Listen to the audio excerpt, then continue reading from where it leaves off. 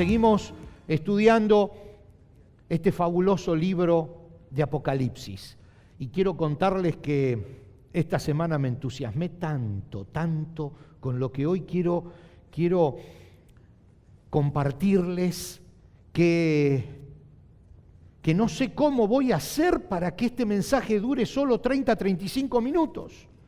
Realmente podría hablar, no sé, no quiero decirles, pero no menos de una hora, porque hay tanto contenido en este libro, tantas cosas para nosotros en estos versículos del capítulo 6 que hoy vamos a estudiar, tanta palabra de Dios que no sé cómo voy a hacer y mejor empiezo porque si no, no voy a terminar seguro. Hay una cosa que nos pasa a todos cuando leemos y cuando estudiamos el libro de Apocalipsis, pensamos que es el libro para los tiempos finales, que no es un libro actual, que es algo que el Señor Jesús nos dejó con una forma figurada, con descripciones simbólicas, cosas que van a suceder alguna vez en el final de los tiempos. Y cometemos el error de descontextualizarlo, de pensar que no es para nosotros, que no está escrito para este contexto. Ustedes saben que el Señor Jesús, hablando también de estas cosas que sucedieron, suceden y van a suceder, nos dejó claro que tenemos que entender los tiempos y darnos cuenta que sí estamos viviendo el Apocalipsis. Allí en el libro de Mateo, no lo tenemos en pantalla, pero Mateo 24, Jesús, hablando de entender los tiempos, nos dice, ahora, dice, aprendan una lección de la higuera. Dice, cuando las ramas echan brotes y comienzan a salir las hojas, ustedes saben que el verano se acerca. De la misma manera, cuando vean que suceden todas estas cosas, sabrán que su regreso está muy cerca, a las puertas. Cuando hablamos de algunas cosas del Apocalipsis, nosotros tenemos que entender los tiempos que estamos viviendo y darnos cuenta que estamos viviendo cosas que están relatadas en el libro del Apocalipsis, que son para hoy, para nosotros. Hoy vamos a recibir palabra de Dios para hoy del libro de Apocalipsis. Vamos a estudiar en el capítulo 6 uno de los temas más hollywoodenses, o como se diga, que Hollywood capturó del Apocalipsis. Los 4 jinetes del Apocalipsis.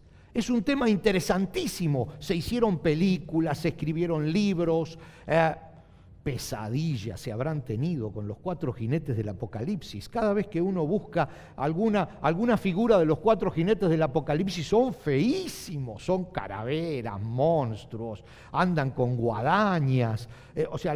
La mente popular los ha definido de una manera muy atroz, temerosa, como una gran película de terror.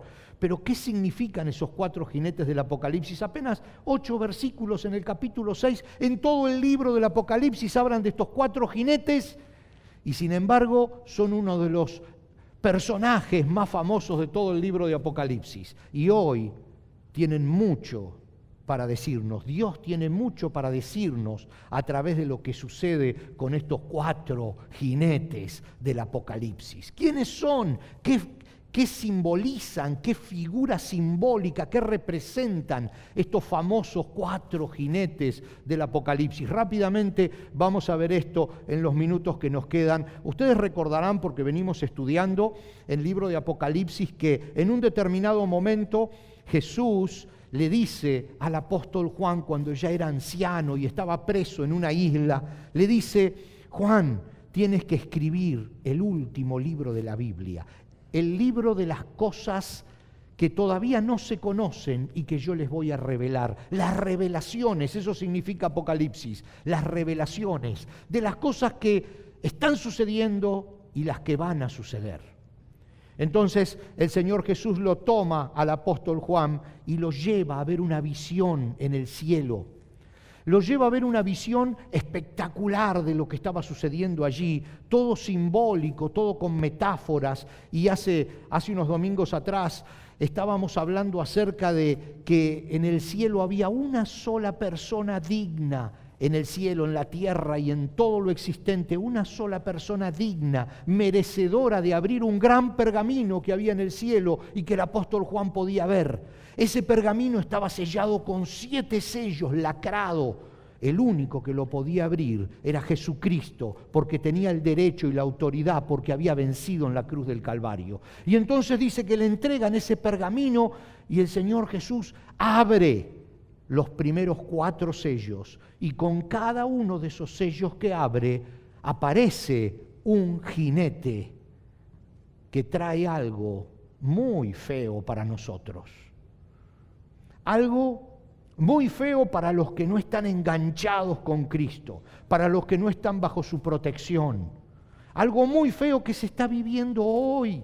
Y eso es lo que nosotros tenemos que darnos cuenta, como decía Jesús, cuando la higuera empieza a florecer.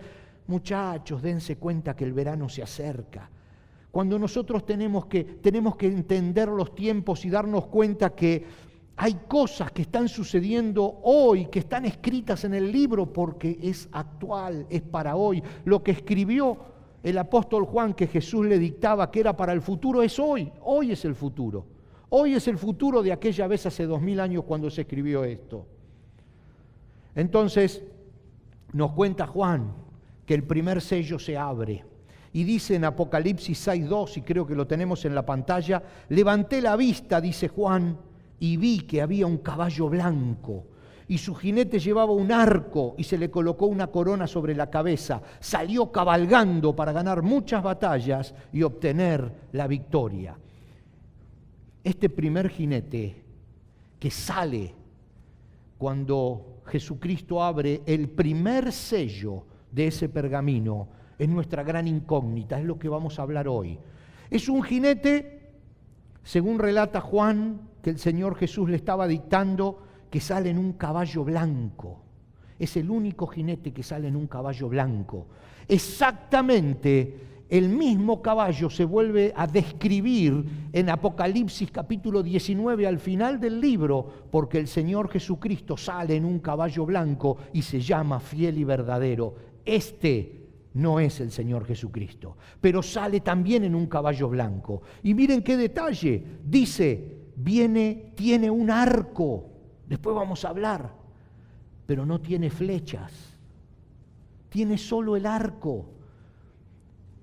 Tiene un revólver sin balas, y ya vamos a ver por qué. Y dice, se le colocó una corona, no se la ganó, se la dieron, no se la ganó como Jesucristo. Es un engañador, es un mentiroso, ese que sale primero.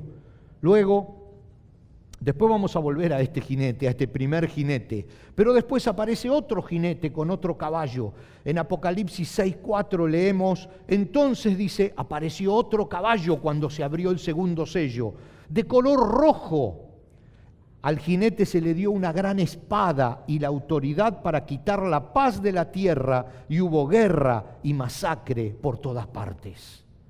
Atroz. Este jinete representa la guerra. Pero no solo la guerra nación contra nación, como también lo dice la Biblia. La guerra en el hogar, el esposo contra la esposa, el hijo contra el padre contra el hijo. Es la guerra involucrada en lo más profundo de cada ser humano. Esa guerra, ese enfrentamiento con nuestro prójimo, ese es el segundo jinete, dice. Y luego Apocalipsis 6, 5 y 6 nos dice, cuando el Cordero rompió el tercer sello, oí que el tercer ser viviente decía, ven, levanté la vista y vi un caballo negro. Y el jinete llevaba una balanza en la mano, y oí una voz que salió de entre los 4 seres vivientes y decía, un pan de trigo o 3 panes de cebada costarán el salario de un día. Y no desperdicies el aceite de oliva y el vino. Hay otra versión bíblica, otra traducción de la Biblia que dice, pero no dañes el aceite y el vino. Este jinete representa la pobreza, el hambre, la amargura por no tener que darle a tus hijos. Ese jinete representa el dolor de no poder comprar los alimentos. Un pedazo de pan, dice que Juan vio, costaba el salario de un día. Y agrega un detalle sumamente importante. Dice, pero cuidado, no toques el aceite y el vino. La comida de los ricos no va a faltar. El aceite y el vino era considerado algo que solo los de mucho dinero podían tener. Este ángel va a provocar más y más separación entre los ricos y los pobres. Este ángel dice, este jinete dice que será el que provoque que los pobres sean más pobres y que los ricos sean más ricos. Desigualdad, dolor, hambre. Y el cuarto jinete que es mencionado en este versículo, en este capítulo 6 de Apocalipsis, en el versículo 8 dice: levanté la vista y vi un caballo de color verde pálido. Es el cuarto jinete, el último. El jinete se llamaba Muerte y su compañero era la tumba. A estos dos se le dio autoridad sobre un cuarto de la tierra para matar con espada, con hambre y con enfermedad y con animales salvajes. El cuarto jinete es el símbolo de la muerte y de la devastación. Ahora fíjense que estos tres últimos jinetes que nosotros estuvimos leyendo en estos primeros 8 versículos del capítulo 6 de Apocalipsis representan la guerra, el hambre y la muerte. La guerra enquistada en la sociedad, no una guerra en Afganistán o donde sea, la guerra en la sociedad, en el ser humano, en el hombre, la lucha interna en la familia, por supuesto también nación contra nación, la guerra. El otro, el hambre, la separación más profunda entre la clase rica y la clase pobre, entre el pobre que no tiene nada y el rico que le sobra todo, la desigualdad que provoca también guerra, malestar, dolor. Y por último, el último de los jinetes trae la muerte, la devastación. El resultado, por supuesto, de la guerra y del hambre. Estos tres jinetes son terribles, son atroces, pero hoy vamos a centrarnos en el primer jinete, porque hay un primer sello que abre el Señor Jesús de ese pergamino y un primer jinete que se libera. Si este jinete no se libera, los otros tres no se liberan, porque los sellos se abren en orden. El primer jinete es el que le abre la puerta a los otros tres. El primer jinete, ese que leímos que sale en un caballo blanco, y dice la Biblia que sale a vencer muchas batallas. Ese que sale en un caballo blanco parecido al caballo con que iba a salir el Señor Jesús mucho después triunfador. Ese que sale con una corona que no se ganó, pero que la tiene. Ese que sale con un arco que no tiene flechas. Ese es el primero de los jinetes que nos está explicando Jesús cuando le dicta este libro al apóstol Juan.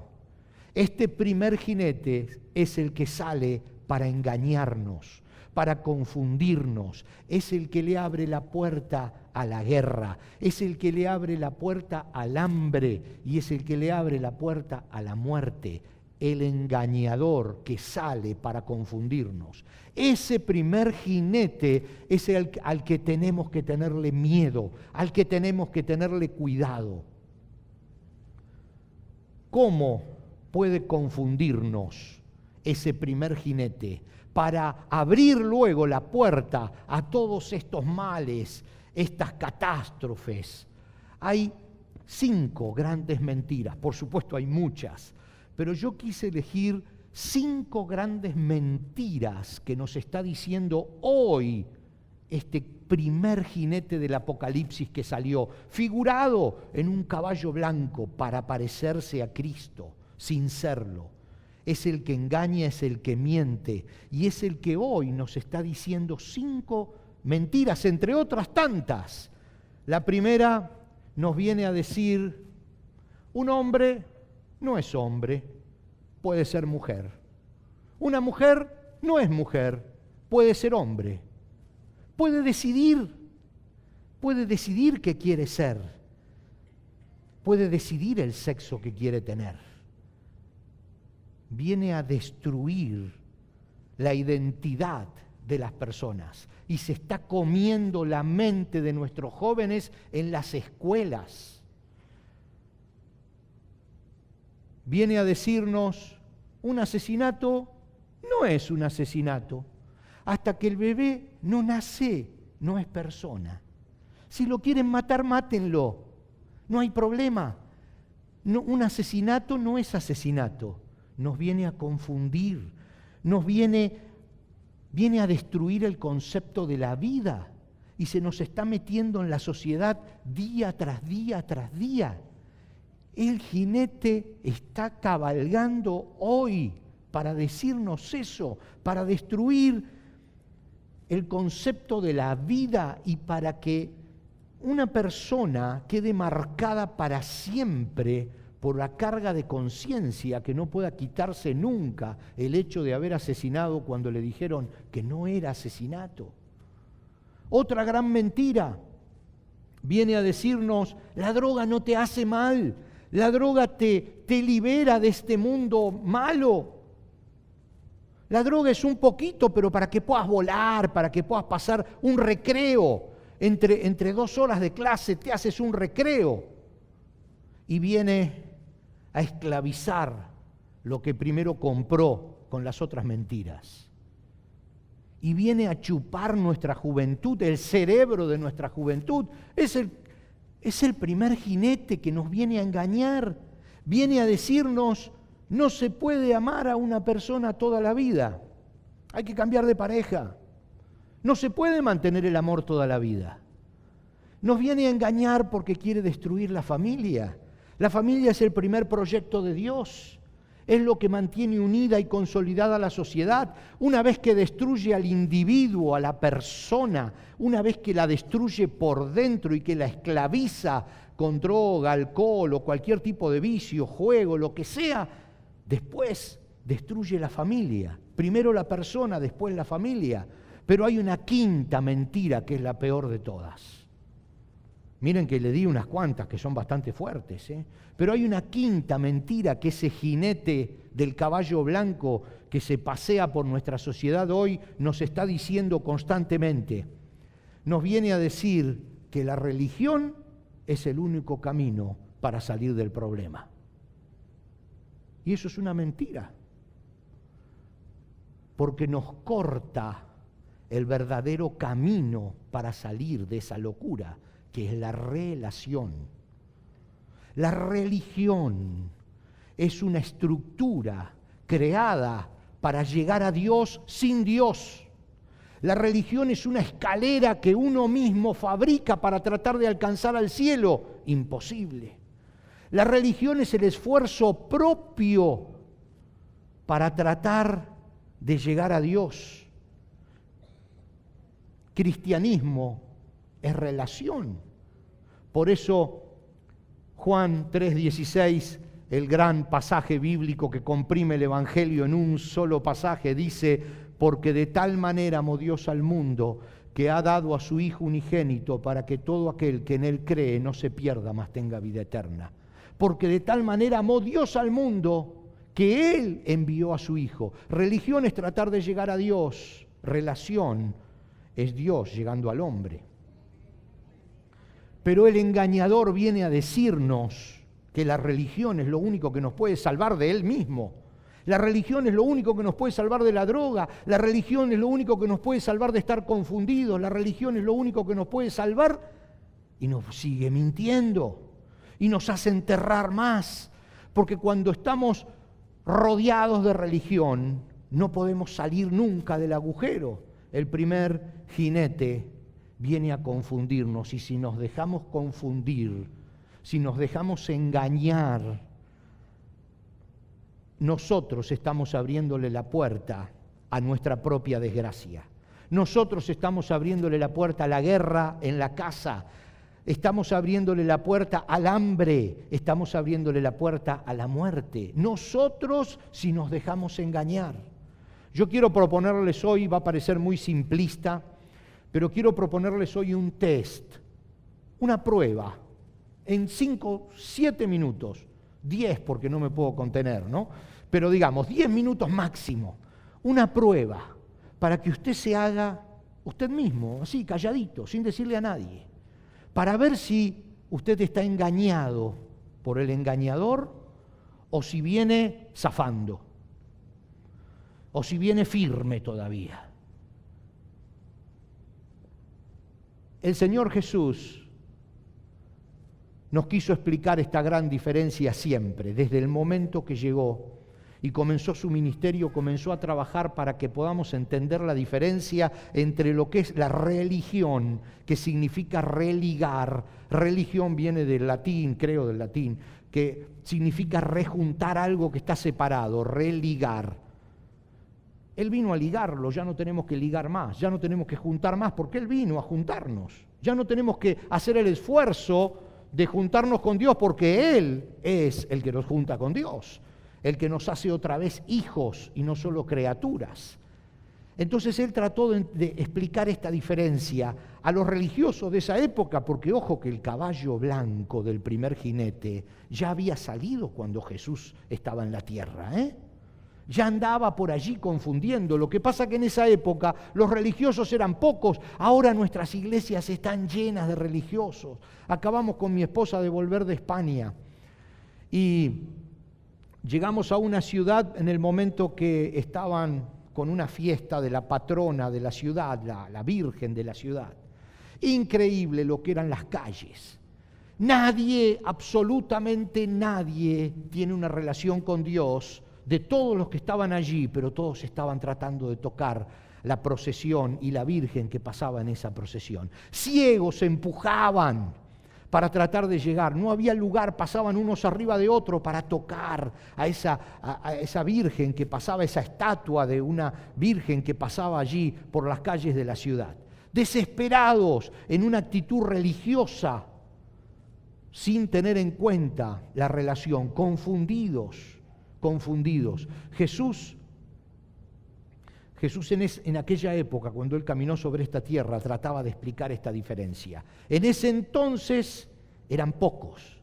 Ahora el primer jinete del Apocalipsis que salió a vencer está venciendo y está confundiendo a muchos.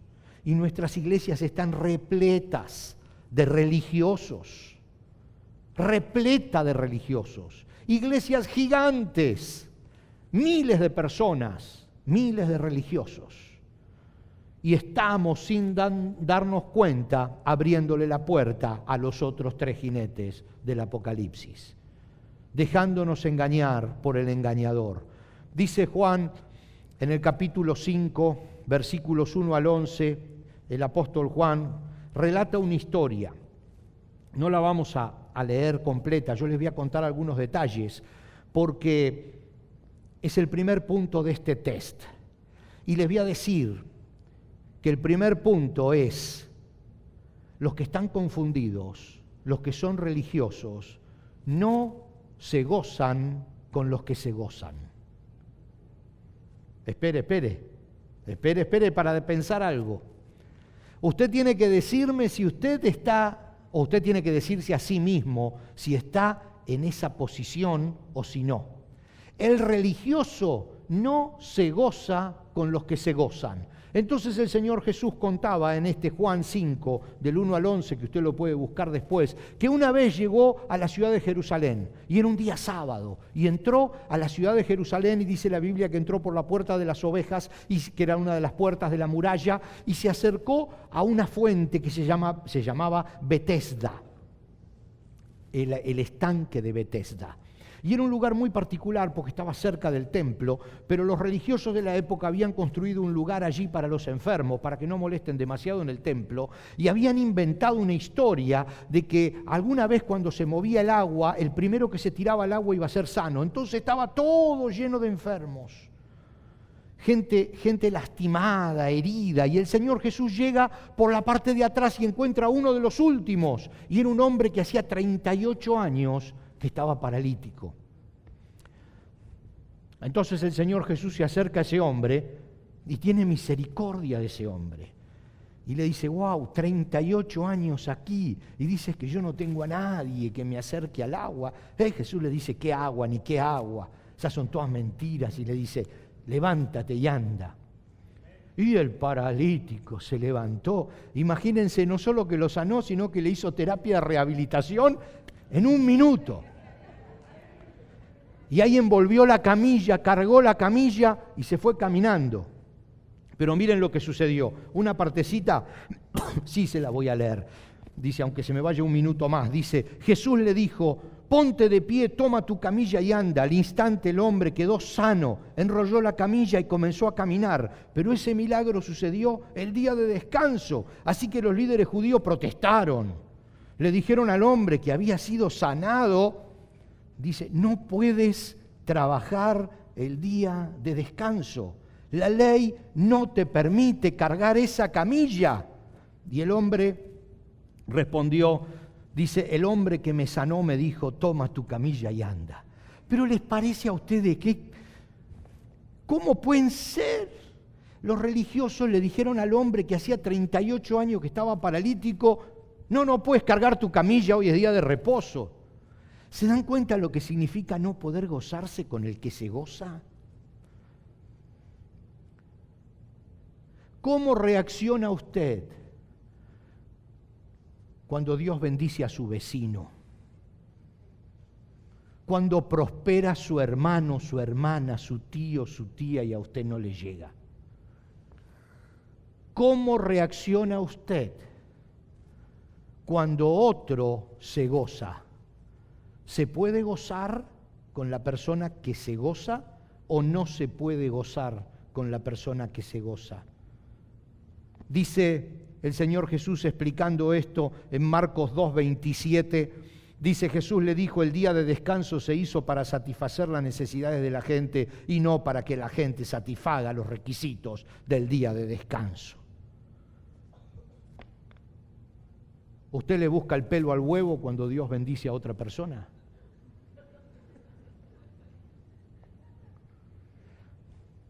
El apóstol Pablo en Romanos 12:15 dice, alégrense con los que se alegran y lloren con los que lloran.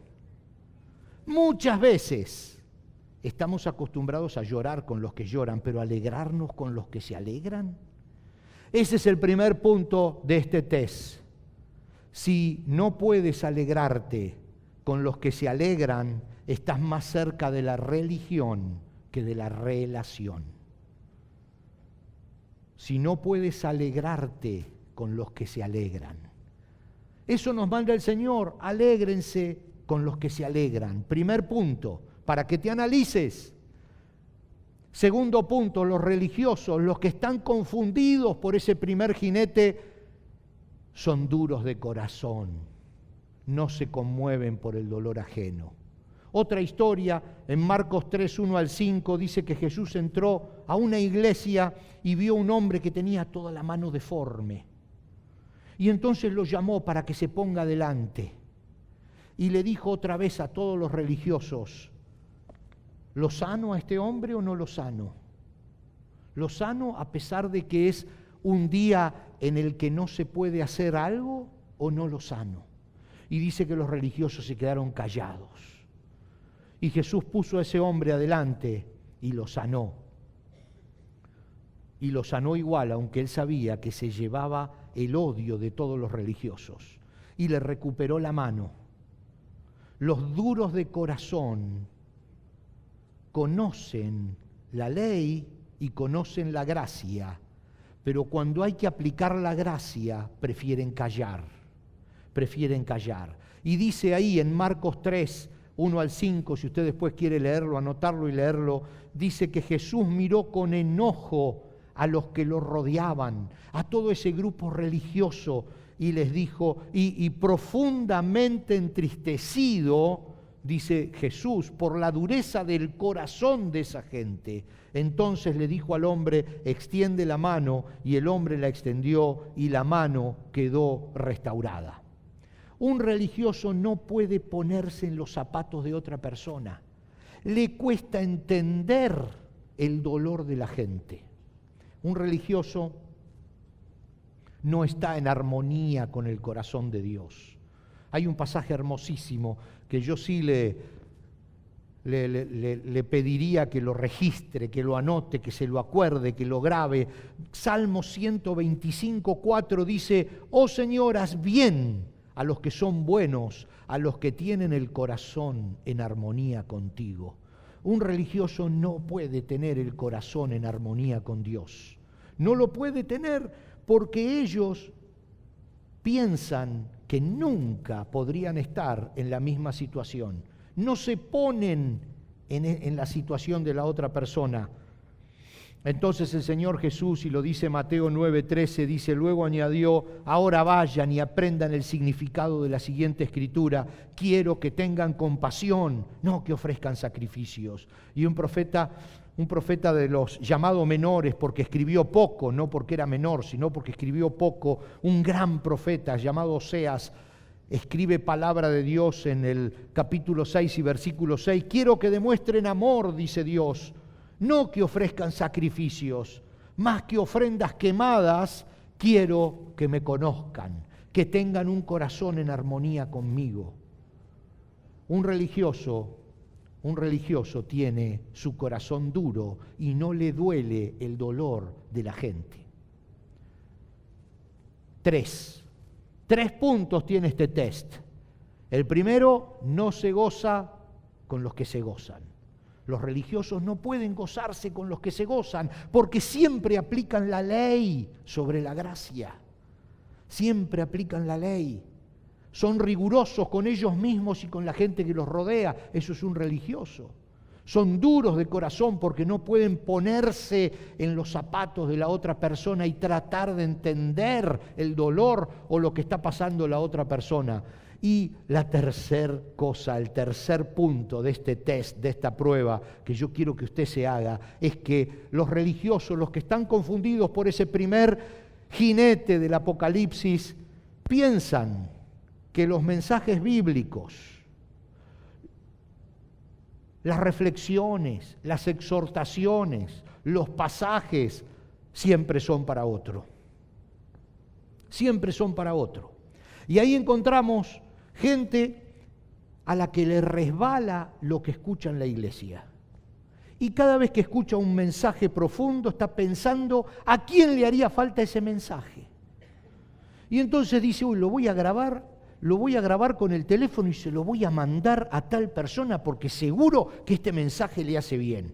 O por ahí está leyendo un devocional diario y está pensando, oh, a mi vecina esto sería fabuloso para ella, se lo voy a mandar, lo voy a compartir con ella. Este pasaje bíblico lo voy a escribir y se lo voy a compartir a mi hermana, a mi hermano.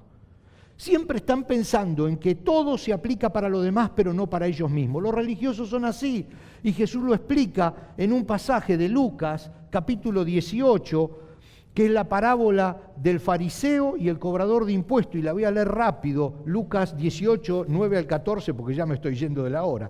Dice, luego Jesús contó la siguiente historia a algunos que tenían mucha confianza en su propia rectitud y despreciaban a los demás. Dice, 2 hombres fueron al templo a orar. Uno era religioso y el otro era un despreciado cobrador de impuestos. Una porquería de persona. Así dice la Biblia, un despreciado cobrador de impuestos. El religioso, de pie, apartado de los demás, hizo la siguiente oración. Te agradezco, Dios, que no soy un pecador como todos los demás, pues no engaño, no peco y no cometo adulterio. Para nada soy como ese cobrador de impuestos. Ayuno 2 veces a la semana y te doy el diezmo de mis ingresos. En cambio, Sigue relatando Lucas, el cobrador de impuestos se quedó a la distancia y ni siquiera se atrevía a levantar la mirada al cielo mientras oraba, sino que golpeó su pecho en señal de dolor mientras decía: oh Dios, ten compasión de mí, porque soy un pecador. Les digo que fue ese pecador y no el religioso quien regresó a su casa justificado delante de Dios.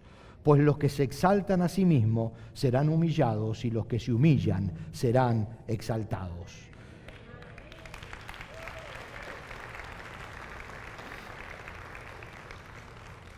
Jesús está denunciando la autosuficiencia de una vida de religiosidad que considera que la reprensión siempre es para los demás. Lucas 18:14 lo leímos: los que se exaltan a sí mismos serán humillados y los que se humillan serán exaltados. Tres cosas. Si no puedes alegrarte con los que le va bien, si no puedes sufrir con los que sufren, y si te resbalan las exhortaciones bíblicas, estás mucho más cerca de la religión que de la relación.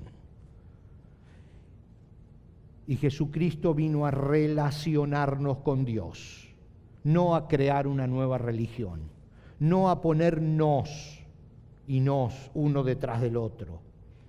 El cristianismo es misericordia, el cristianismo el perdón, es una nueva oportunidad, es sí se puede y no cambia.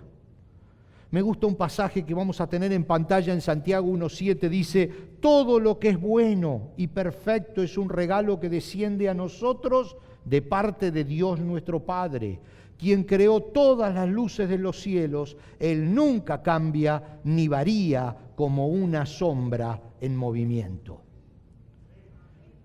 Tenemos que recuperar rápidamente la relación, porque si seguimos confundidos por este jinete que se parece a bueno, pero es malo, que se parece a lógico, pero es ilógico, que se parece a justo, pero es injusto, y dejamos que nos engañe, estamos abriéndole la puerta a los otros tres jinetes en nuestra vida y en nuestra sociedad. No nos dejemos engañar, no nos dejemos engañar. Lo que Dios dio es puro, es bueno, desciende de Él y no varía. No hay cosas nuevas. No nos dejemos engañar.